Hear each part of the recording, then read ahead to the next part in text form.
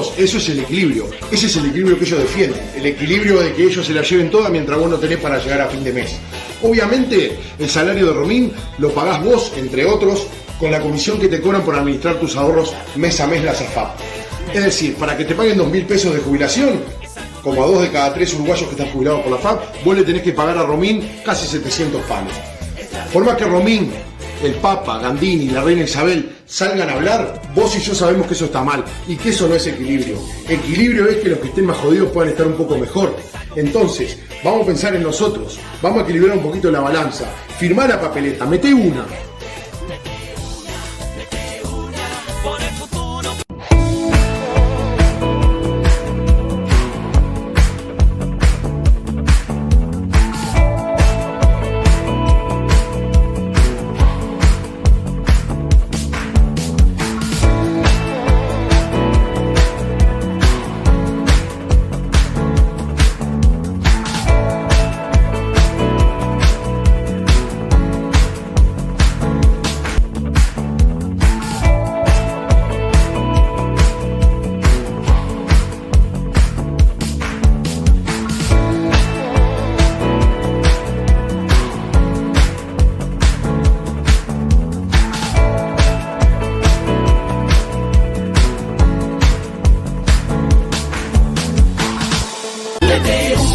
Mete una, a firmar tu derecho, mete una, para tener garantías cuando estés jubilado y que tus aportes estén bien cuidados, darle una mano al que gana 2 mangos.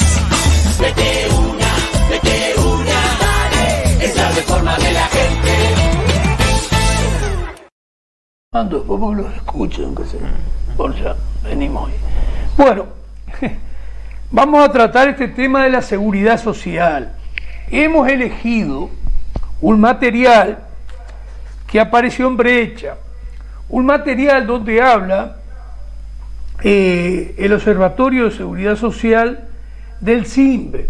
Es decir, estos son los cientistas, los científicos sociales o científicos de la sociología, y bueno, que opinan sobre determinados temas. Y uno se da cuenta de la manera espantosa como están comprados. ¿Qué quiero decir? Que sus opiniones uno las va leyendo y va viendo que tienen un análisis totalmente superficial. Claro, yo tengo el atrevimiento, tengo 55 años de militancia política, pero con la intención siempre de cambiar las cosas en serio. Entonces esto, uno en estos 50 años algo ha ido aprendiendo. Y puede leerlos y puede ver las enormes falencias que tienen. Pero son falencias, carencias, no, son pícaros. No, ahora vamos a hacer las argumentaciones. No analizan determinadas cosas porque defienden determinados intereses. En este caso concreto, el capital especulativo, el capital financiero, que está tanto en el crédito usurero, totalmente legalizado, como está en esta gran estafa y joda de la AFAP, que agarran la plata de los trabajadores, desfinancian al BPS y con esa plata todavía hacen dinero. Bueno, entonces decía algo así: en el Observatorio de Seguridad Social del CIMBE valoramos, dice uno de estos científicos, estos doctores, valoramos que era bueno que hubiera una contraparte independiente de esas proyecciones, de lo que va a ocurrir con la reforma constitucional en caso de triunfar la papeleta, porque es claro, son todos esos cucos que quieren meter que un poco más con la papeleta el Banco de Previsión Social y el país va a tener que poner tantos recursos que, bueno, como dijo Rodolfo Saldain, el promotor de la AFAP, que el IVA se iba a ir a 35%. Bueno, esos son los cucos, los miedos que mete. Perdón, Julio, para que la gente no vote las papeletas. Ahí está. Para ese es el objetivo de ellos. Ahora estamos trabajando en un modelo para aproximarnos al escenario que surgiría de una eventual aprobación de una reforma constitucional propuesta. El periodista, que en estos últimos tiempos todos colaboran con el capital, pero ya hay cosas que decir. Un número preliminar apunta a una trayectoria claramente creciente del gasto en jubilaciones y pensiones del BPS, en caso de que la reforma se apruebe. Del gasto en jubilaciones y pensiones creciente del BPS, en caso de que la reforma se apruebe. Cuando arrancó el proceso de reforma del que surgió la ley 20.130, esa ley es de 2 de mayo del año pasado ya, 2023. La preocupación central era contener la tendencia alcista del gasto en jubilaciones y pensiones. Y eso tenía motivaciones claras. Saber que va a haber fondos para pagar esas prestaciones en el futuro y también generar algo de margen para balancear mejor el sistema de protección social en Uruguay. ¿Qué están haciendo? En este preámbulo que yo quizás tenía que habérmelo evitado, porque acá no está, hasta que yo tengo algunos apuntes que voy leyendo, de repente ahí el 1, que tengo el 1 hasta el 4. A ver si me da el tiempo, creo que no. Que dicen cosas ya que son tristes. Ahora, ¿qué está pasando hoy también en la población? Que yo estoy recurriendo a esto. Y la gente no está leyendo hoy. No se está informando. Pero esto es parte de lo que después vuelcan más crudamente, en forma mucho más profesional y en forma más artera, los diputados o los ministros como Javier García, entre otros, que hasta amenazan y dicen que de futuro no va a haber pasividad. Claro, al agarrar una población desinformada, ellos entran a tallar y a poner cuscos y cosas y palos en la rueda, Julio. Bueno, acá vuelven a otro tema, pero lo salteé, que es la pobreza infantil, que dicen que es más de 10 veces que a nivel de los mayores. Entonces uno se pregunta, ¿la pobreza infantil a qué se debe? A desempleo, a que la gente vive de changas, y el MIDES, el asistencialismo. Es decir, porque la pobreza infantil, el infante como tal, él no tiene ingresos. Es decir, si hay una pobreza infantil que es peor que la pobreza que hay en los pasivos, bueno, el tema no está en el infante, en el niño. El tema está en los progenitores de ese niño. En los jefes de la familia. Claro. Que muchos trabajan en blanco y negro. O que no tienen changa, tienen trabajo. Sí. O tienen ingresos tan insuficientes que no les permite una alimentación como es debido a los hijos.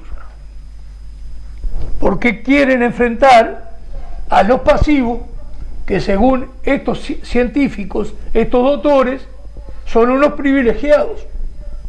Y la que crece es la pobreza infantil. No, la que crece es la pobreza de cierta parte de la población, que puede tener como característica que sea una población que tenga tendencia a tener más hijos que el resto de la población.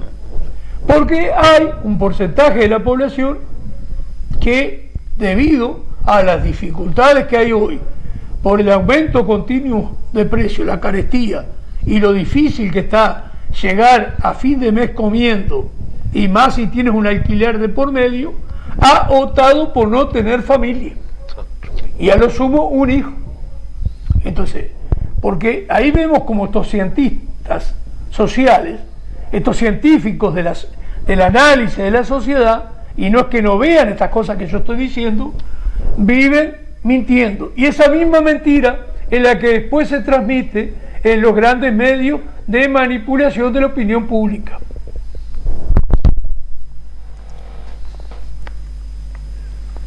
De mantenerse el régimen jubilatorio anterior, sabíamos que el desafío del gobierno sería aumentar la presión tributaria entre 3 y 4 puntos del PBI para sostenerlo.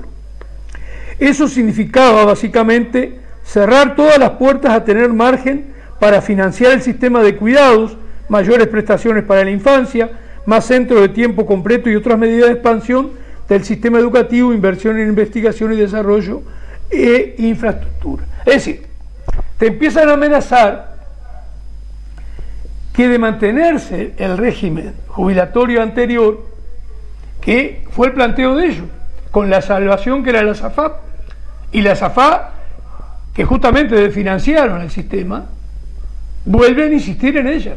Entonces acá no se corrige nada.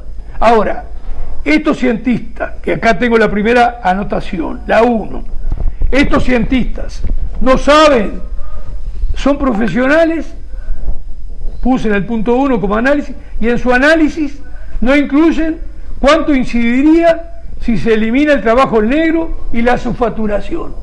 Es decir, la inteligencia a esta gente no le da para decir, pero hay un problema. El sistema actual de las pasividades, el sistema actual de seguridad social, tiene una enormidad de gente en negro y tiene una enormidad de gente patronales que hacen la subfacturación, es decir, y aportan menos que lo que el trabajador gana. Es decir, si es un 15%, aportan un 7%. Sí, eso porque disminuyeron el aporte, pero no solo eso. Tú ganas de repente 30.000 pesos, pero el aporte tuyo te lo hacen por 10.000. Es decir, como es un 15%, en vez de aportar 4.500, que es lo que te corresponde, porque tú ganas 30.000 pesos por mes, te aportan como que si tú ganaras 10, porque a su vez te ponen menos horas, menos días trabajados en el mes. Entonces, en lugar de aportar 15% de 30.000, que son 4.500 pesos, aportan 15% de 10.000. Aportan nada más que 1.500 pesos. Entonces, eso es la subfacturación. Entonces, ese hecho, ellos tendrían que denunciarlo.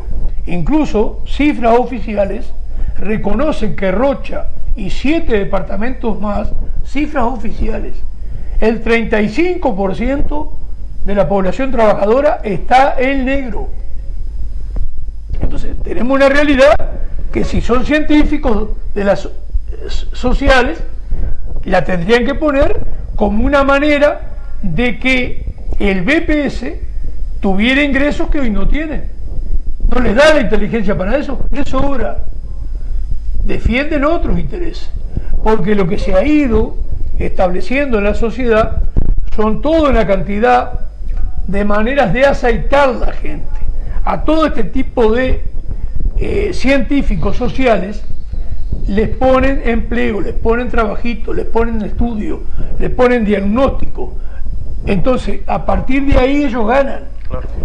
Hay gente que acá en Rocha con mucha inteligencia ha opinado lo que ha pasado con la mayoría de los veterinarios, pero especialmente con los ingenieros agrónomos, que no hay uno que no sea defensor del modelo forestal. Claro. Es decir, lo mismo que hablamos con respecto al narcotráfico, la corrupción y la plata está girando entre la gente que tiene cierto poder, en este caso un poder de manejar el estudio de la sociedad, porque no todo el mundo maneja el estudio de la sociedad. Claro, claro. Entonces, ellos se califican doctores de la sociología, digamos. Entonces, a partir de ese título de doctor, ellos dan cátedra y dan un discurso que solo sirve a ciertos intereses. En este caso, sirve... No lo dan a la profundidad que debe ser. Y justamente, como tú dijiste al principio, lo hacen con el objetivo de que la gente no firme y justamente haya una reforma que va a traer 3 cosas esenciales. Que la plata de los trabajadores vaya todo al BPS, no como ahora que una mitad va para la SAFAP, para que privados hagan plata con plata ajena y desfinanciando el Estado todavía, porque esa plata se precisa en el BPS. Esas son las cosas que ellos hoy manejan con picardía. No se les ocurre tampoco decir que la patronal de Industria y Comercio, que es 65% del empleo, en lugar de estar aportando un 15%, aporta 7,5%. Es decir, han desfinanciado el BPS y después parece que no les da la inteligencia para encontrar la salida. No es que no les dé la inteligencia. Siguen la picardía. Les sobra. Ahí va. Siguen la picardía. Hay algo de eso. Ya vamos hacia la 2. Bueno, después, en este tema de asustar, hablan que en 50 años habría que usar 7 u 8 puntos del PBI, que el PBI está en unos 60 mil millones de dólares, el punto 600, 6 por 7, 42, 6 por 8, 48, hablan que, bueno, 4.200, 4.800 millones de dólares va a tener de déficit. Es decir, siguen asustando la cosa. Y después hablan de otra etapa más cerca. Y el problema no solo es que te quita margen para hacer ese balanceo, sino que el desafío de incremento de la carga tributaria que te plantea hacia el futuro es muy difícil. Además de que te complica mucho la situación fiscal a corto plazo. Uruguay ya tiene una situación complicada con un déficit de 4 puntos del PBI.